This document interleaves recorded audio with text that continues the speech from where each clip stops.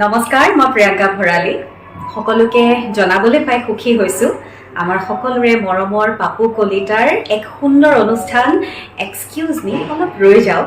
এই অনুষ্ঠানটো আকৌ ন ৰূপত আপোনালোকৰ মাজলৈ আহি আছে।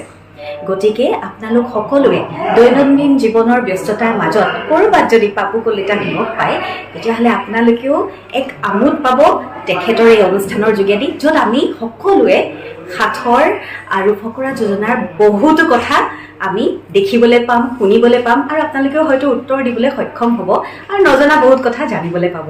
বাটত পাপু কলিতাই লগ পালে আপোনালোকক সাঁথৰ সুধিব বা ফকৰা যোজনা, আৰু যদি ইয়াৰ আপোনালোকে শুদ্ধ উত্তৰ দিব পাৰে তেতিয়াহ'লে খুব সুন্দৰ উপহাৰো আছে। কিন্তু ময়ো এনেদৰে ক'ৰবাত লগ পাম আৰু চেষ্টা কৰিম যাতে মই সাঁথৰৰ কথা উত্তৰ দিব পাৰোঁ।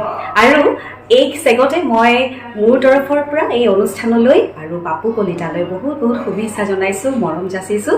আপোনালোকৰ মাজত তেওঁলোকে যেন ঠাই পায়, আপোনালোকৰ হৃদয়ত, আপোনালোকৰ জীৱনত, তাৰে কামনা কৰিছোঁ। আপোনালোকে সহযোগ কৰিব বুলি আশা কৰিলোঁ।